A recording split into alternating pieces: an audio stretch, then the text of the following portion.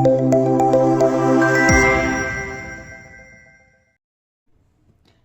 everyone, BMD College of Education presents today's video and the topic of today's video is levels of teaching, meaning शिक्षण के स्तर. Introduction सबसे पहले देखते हैं. Teaching is a purposeful social activity. हम किसी पर्पस से पढ़ा रहे हैं. Aim of teaching is to bring desirable changes in the behaviour of children. कैसे आएगा ये change? By the learning experiences. जब हम उन्हें क्लास में एक्सपीरियंसेस प्रोवाइड करेंगे उसके बाद में ही हमें बच्चे के बिहेवियर में डिज़ायरेबल जो हम उम्मीद करते हैं वैसे चेंजेस दिखाई देंगे.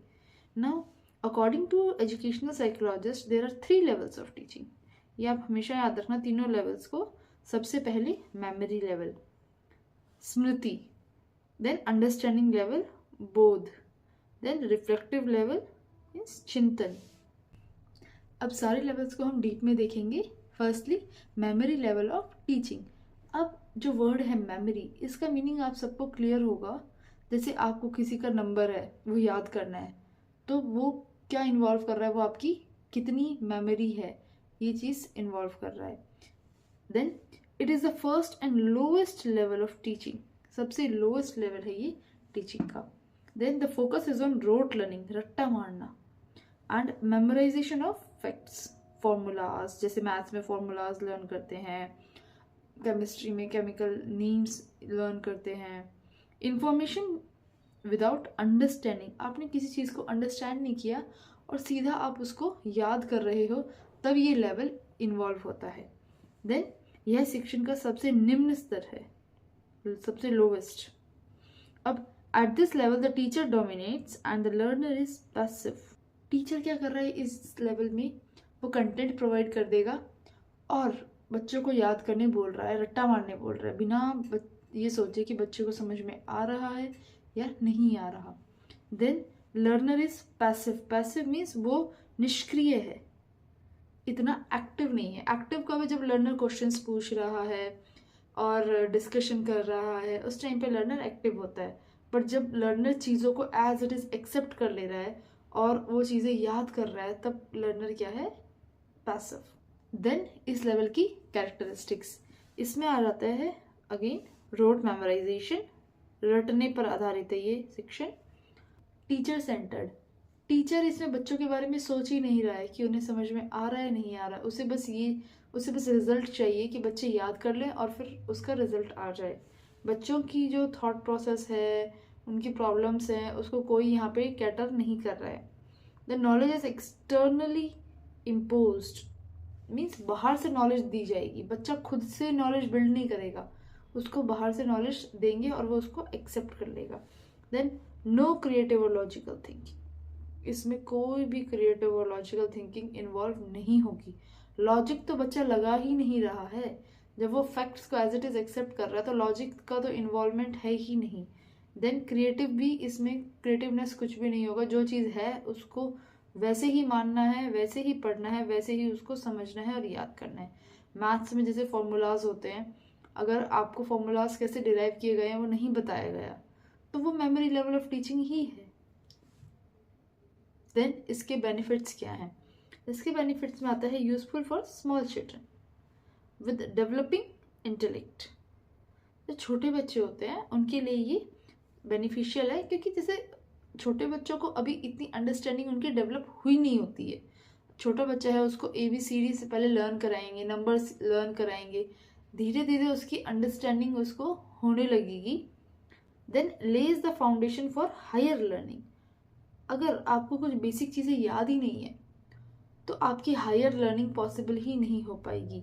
जैसे कि अब मैथ्स में ही कोई चीज़ है, लेट अस से इंटीग्रेशन पढ़ रहे हैं और आपको बेसिक फॉर्मूलाज और बेसिक चीज़ें याद नहीं हैं, तो वो चीज़ आप समझ नहीं पाओगे. तो ये क्या फॉर्म करता है? Foundation for higher learning. Then helps in recalling facts quickly. कोई फैक्ट्स हैं, अगर आपकी याददाश्त तेज है, मीन्स मेमोरी लेवल अच्छा है, तो क्या होगा? आप कुछ चीज़ों को बहुत जल्दी रिकॉल कर लोगे, बहुत जल्दी याद करके और उनको वापस से रिप्रोड्यूस कर दोगे, मीन्स बता दोगे कि ये चीज़ ऐसी थी, ये चीज़ ऐसी है. Then suitable for initial stages of learning. छोटे बच्चों के लिए जो मैंने कहा था उनके लिए ये अच्छा है. इनिशियल मीन्स प्रारंभिक. हायर मीन्स उच्च शिक्षण। डीमेरिट्स, दोष क्या है इस लेवल के? Learning is mechanical and thoughtless. जैसे मशीन्स होती है ना, उनको इंस्ट्रक्शंस दे देते हैं काम ऐसे करना है and they keep on doing, they can not ask any question. उसी तरीके से ये लेवल भी कैसा है? मैकेनिकल है, विचारहीन, जिसमें कुछ थॉटलेस, जिसमें कुछ थॉट्स भी नहीं है इंसान की, उसे बस लर्न करना है, यांत्रिक means mechanical. Students depend on rote memory, then no motivation और अंडरस्टैंडिंग, कोई भी मोटिवेशन नहीं है, कुछ भी अंडरस्टैंडिंग नहीं है। Teacher dominates, student is passive. Then understanding level of teaching, second है ये।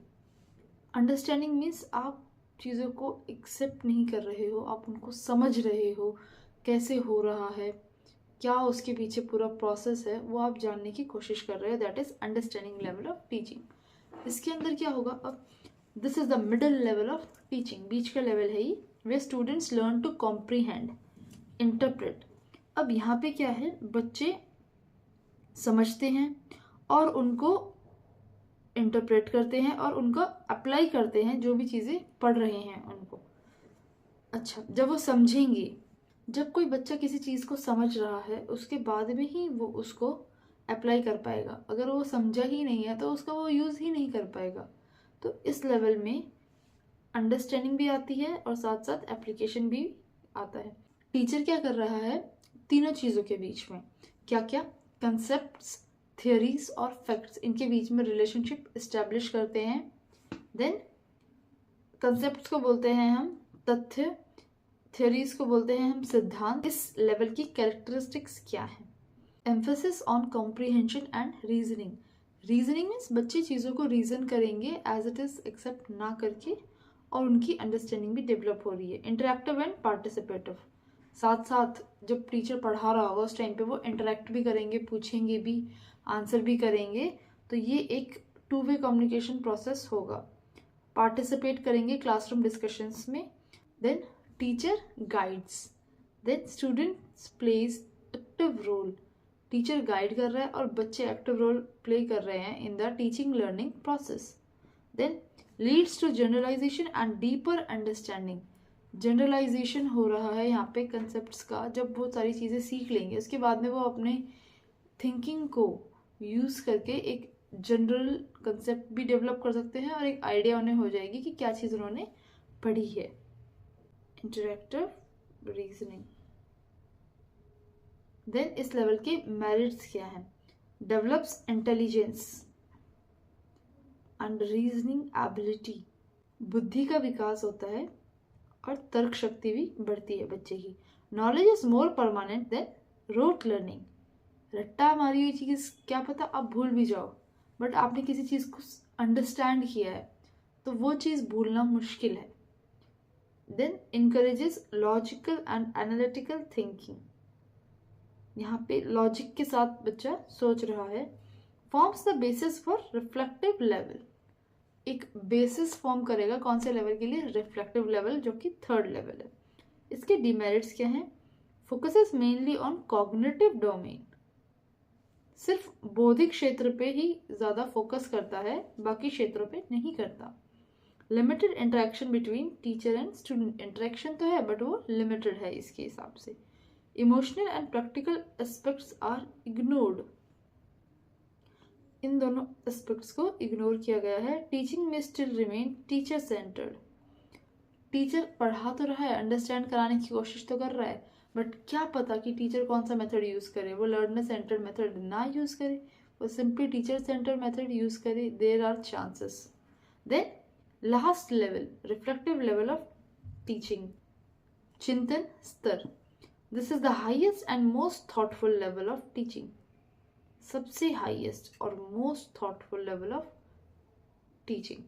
It involves critical thinking, reasoning, problem solving and creativity, सारी अच्छी चीज़ें जो भी होती हैं, जैसे कि क्रिटिकल थिंकिंग, सिर्फ एक ही चीज़ को एक्सेप्ट करके उसको याद करना नहीं, उसमें क्वेश्चनिंग करके अलग से उस चीज़ के बारे में सोचना। देन रीजनिंग, रीज़न करना चीज़ों को, प्रॉब्लम्स को सॉल्व करना, वो बच्चों को कब आएगा? जब वो उन्होंने जो पढ़ा है उसके बारे में सोचेंगे और उसको कैसे अप्लाई कर सकते हैं, उसके बारे में वो सब सोचते रहेंगे और जो चीज़ें लिखी हैं उन्हीं तक सीमित ना रह के उसके अलावा भी अपनी थिंकिंग से चीज़ों को अंडरस्टैंड करेंगे। Creativity, students learn by reflecting on experiences. Teacher ने पढ़ाया और बच्चे ने सुन लिया, तो ये एक लर्निंग एक्सपीरियंस तो है, बट इसके बारे में बाद में बच्चे ने सोचा ही नहीं।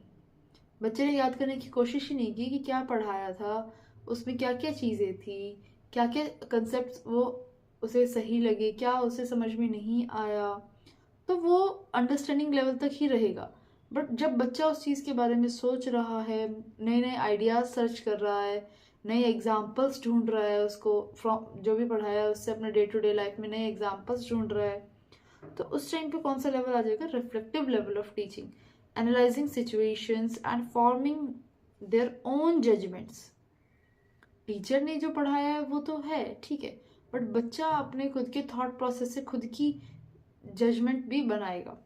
Then characteristics, student centred and problem centred.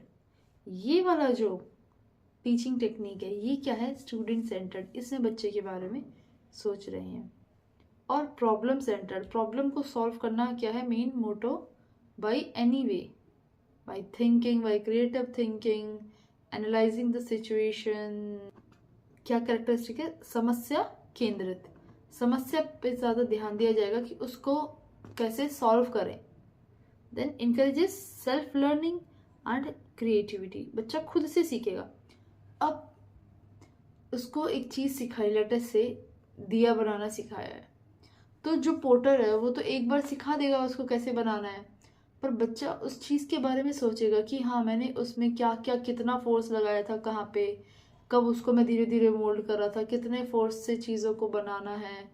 तो वो चीज़ बच्चा जब तक खुद सोचेगा नहीं और सीधा एक्सेप्ट करेगा तब तक वो सीख नहीं सकता। तो बच्चे को खुद से भी सोचना है कि वहाँ पे कैसे उसने क्या किया था, क्या गलती हुई, क्या नेक्स्ट टाइम वो करेक्शंस कर सकता है ताकि बेस्ट लर्निंग पॉसिबल हो। Then teacher acts as facilitator, teacher सिर्फ यहाँ पे बच्चे की मदद कर रहा है, ना कि अथॉरिटी है जैसे कि बाकी दो लेवल्स में था। दोनों लेवल्स बाकी ऊपर के टीचर सेंटर थे, सिर्फ ये लेवल है लर्नर सेंटर। देन इसके merits, develops critical and independent thinking, बच्चा खुद से सोच रहा है तो इंडिपेंडेंट थिंकिंग तो डेवलप होगी ही। Promotes creativity and problem solving skills, ये भी इसका मेन एक पॉइंट है, प्रॉब्लम सॉल्विंग स्किल्स को डेवलप करना। Encourages open interaction between teacher and students, interaction properly possible होगा क्योंकि टीचर फैसिलिटेट कर रहा है।